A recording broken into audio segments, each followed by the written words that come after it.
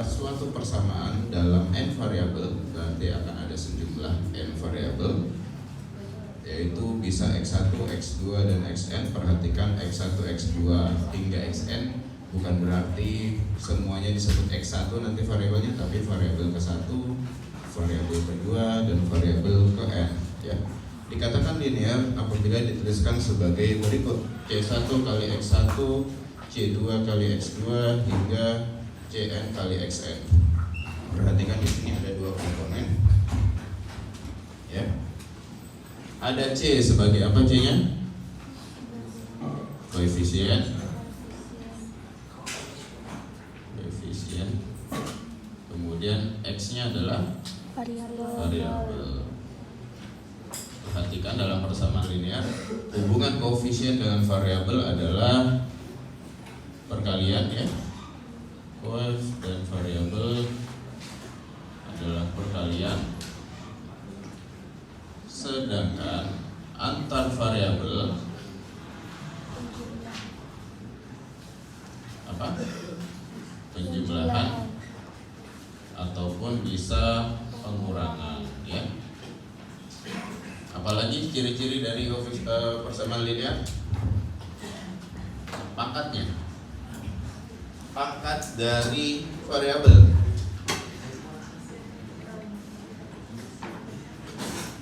Pangkat variabel 1 ya, harus 1 karena kita belajar yang linear ya.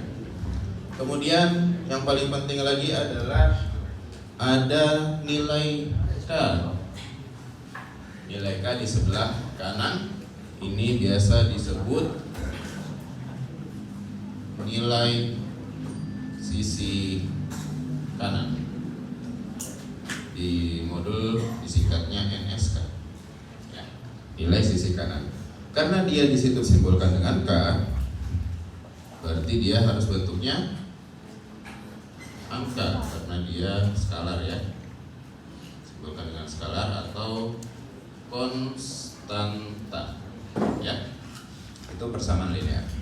Kita sudah tahu ciri-cirinya. Nah, di dalam bab SPL ini teman-teman akan mempelajari 4 hal pokok. Hal pokok yang pertama adalah identifikasi mana yang masuk SPL, mana yang bukan. Yang kedua,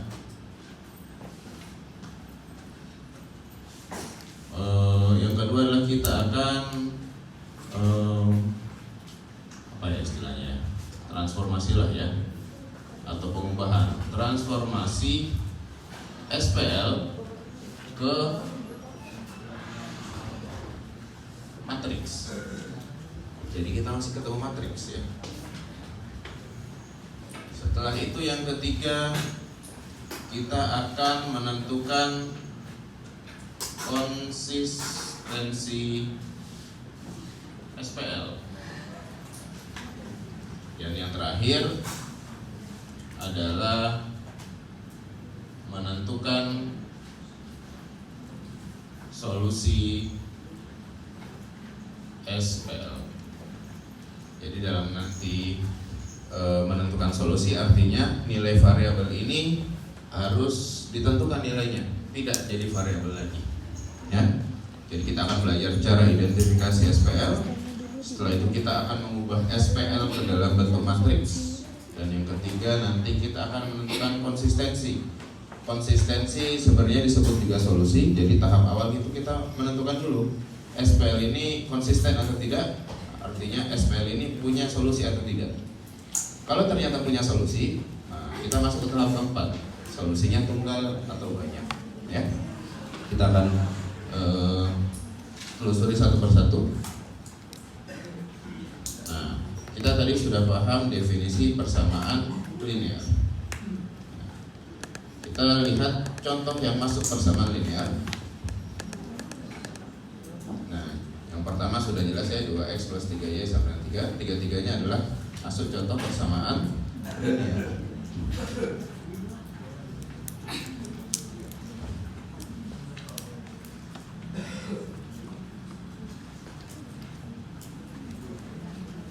Nah, yang nomor 2, kenapa bisa disebut persamaan linear? Kan nilai sisi kanannya bukan angka. Bisa diapakan sebenarnya dia? Sebenarnya bisa dipindahkan saja ke kiri. Jadinya A plus B kurang C plus D dikurang E sama dengan 0. Jadi nilai sisi kanannya sekarang punya angka dan harus angka, ya. Kalau nggak gitu nanti akan jadi pelanggaran, tidak jadi sistem linear lagi. Nah, ini contoh yang melanggar persamaan linear, berarti dia persamaan yang tak linear. Nomor 1, apa kesalahannya? Karena variabelnya pangkatnya tidak seragam. Kita maunya 1.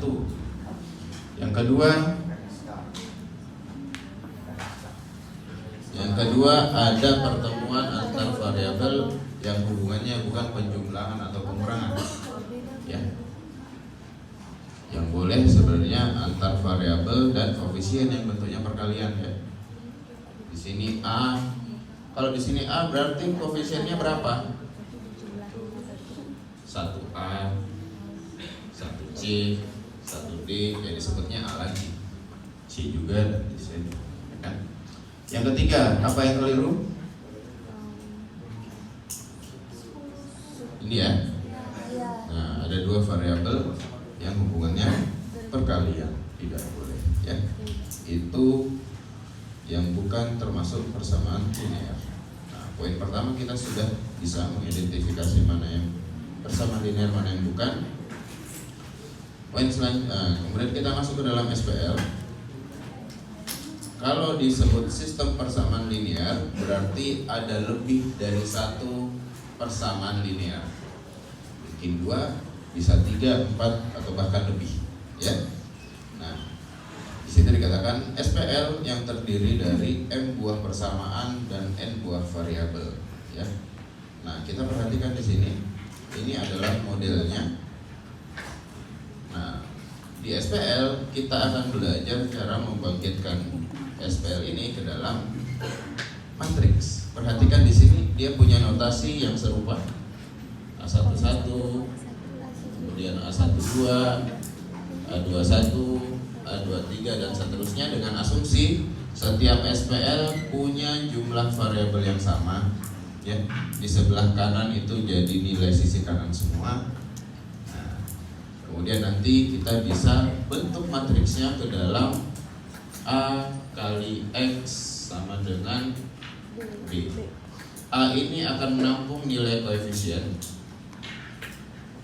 X ini akan menampung variabel, dan B akan menampung nilai sisi kanan. Nah, kalau misalnya kita misalkan di sini ada satu baris lagi yang A31, X1 dan seterusnya sampai dapat B3, ya. Bagaimana cara menyusun matriksnya? Berarti cara menyusun matriksnya kita substitusikan saja sesuai dengan posisi elemen yang ketika kita belajar matriks. Berarti di sini matriks A sama dengan A11, A21, A31, A21, A12, 12, 22, 23, A13, kemudian 23 dan 33. Ini mengumpulkan semua koefisien dari matriks dari SPL 3 baris ini, ya. Kita asumsikan ada A31 dan seterusnya. Kemudian nanti dikalikan dengan, saya taruh di bawah aja, ya. D. Oh, yang kedua Ya. Ada yang keliru? Iya ada. Baris kedua, kolom ketiga. A22. Iya, A32. Oh itu.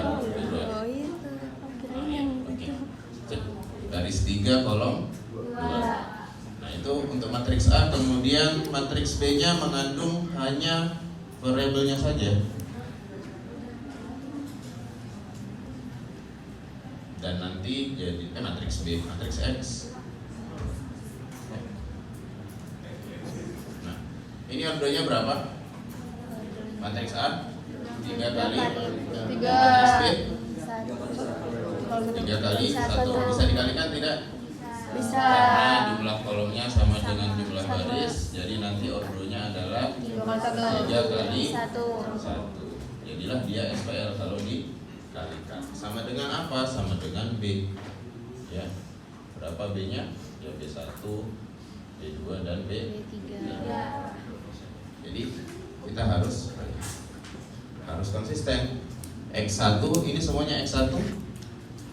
Ini semuanya X2 ya. Dan seterusnya. Jadi kalau ada nilai koefisien yang bernilai 0, anggaplah A2 di sini 0. 0x2. Ya. 0x2 berarti kan di sistem persamaan linearnya nanti dia cuma x1 plus x3 ya. Karena x2-nya 0. Berarti di sini juga tetap harus ditulis sini ya. A22 sini 0. Jadi jangan dilewatkan. Jadi cuma 2 kolom gini. Misalkan di skip gak bisa ya. Tetap harus ditulis 0. Di sini A3 2 3 2 3. Itu ya. Itu untuk pembangkitan matriks dari SPL yang ada.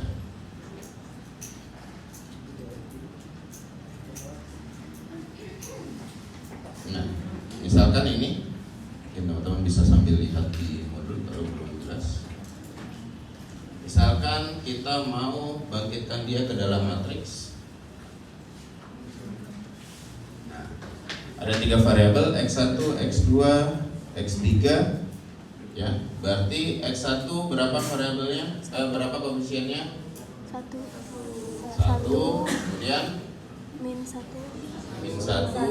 plus 3, kemudian 2 1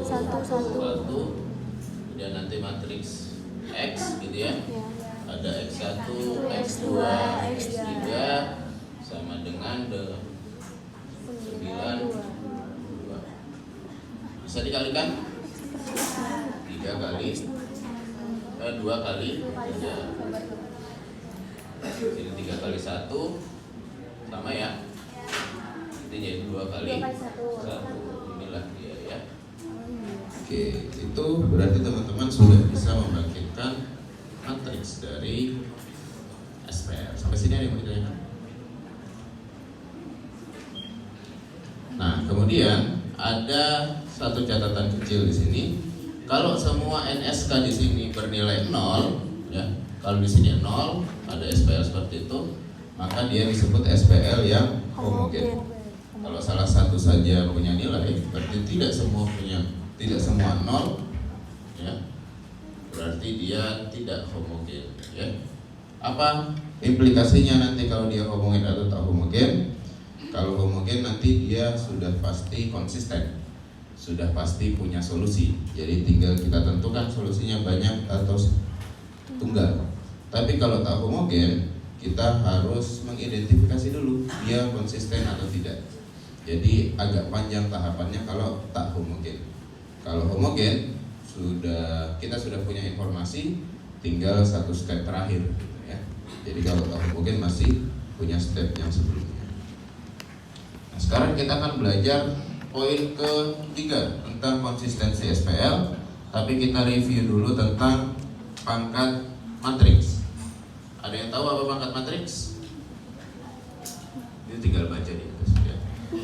Pangkat matriks adalah sederhananya ordo tertinggi dari suatu matriks ketika determinannya tak nol, ya. Berarti ordo tertinggi ketika determinannya tidak sama dengan nol, atau anak matriksnya saat itu adalah matriks tak simular, ya. Kalau ternyata misalnya matriks 3 kali 3 ternyata ordo 3 kali 3-nya 0 determinannya, apa yang dilakukan? Dicari dari anak matriksnya. Jangan. Anak matriks. Iya, cek anak matriksnya. Bagaimana cara dapat anak matriksnya? Tutup. Apa syarat matriks bisa dihitung determinannya?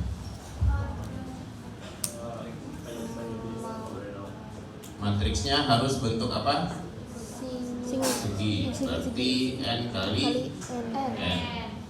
Kalau ordo 3 kali 3 ternyata determinannya sama dengan 0, berarti harus diapakan?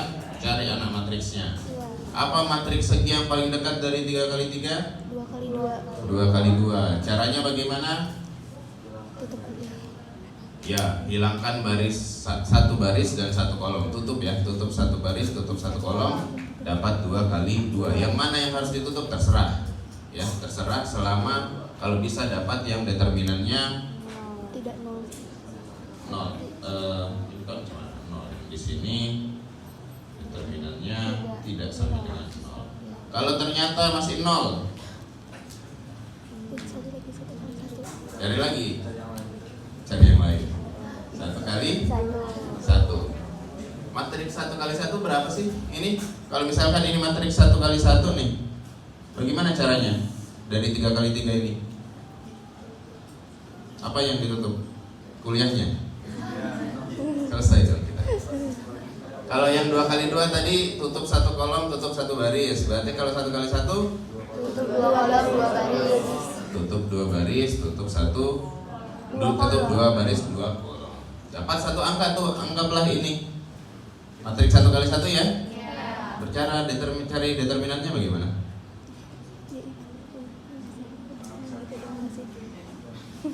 Cara cari determinannya, kalau 1 kali 1 adalah nilai itu sendiri.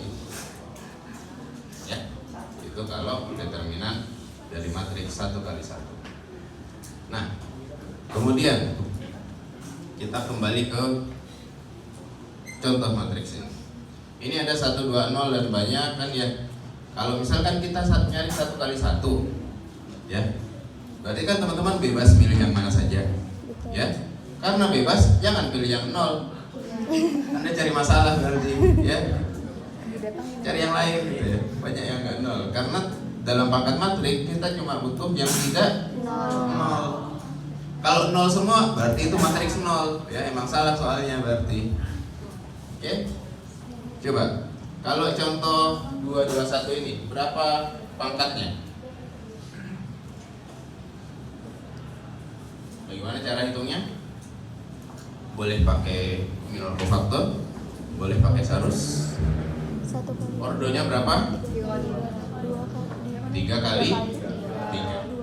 Kita hitung coba ya. Determinan A sama dengan 1 kali 2 kali 1 2 plus 2 kali 3 kali 4 berapa tuh? 4 plus 0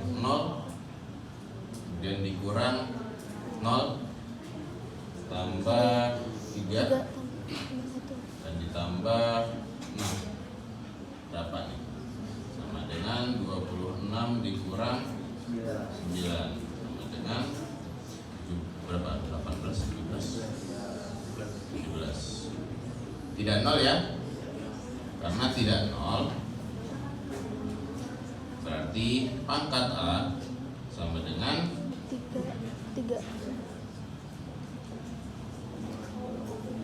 ordo ya, ordonya pasti sama jadi saya ambil salah satu aja, segi. Kalau ternyata ini punya, mau saya jadikan ordo 3 kali 4 ya, berarti punya 4 kolom misalnya seperti ini. Saya mau hitung pangkatnya, bagaimana caranya? Bagaimana cara hitung